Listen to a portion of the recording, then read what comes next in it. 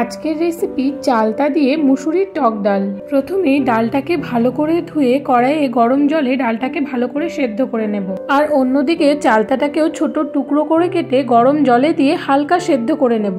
কিছুক্ষণ পর ডালটা খুব ভালো মতন সেদ্ধ হয়ে এলে ডাল ঘুটনি দিয়ে খুব ভালো করে মিশিয়ে নেব।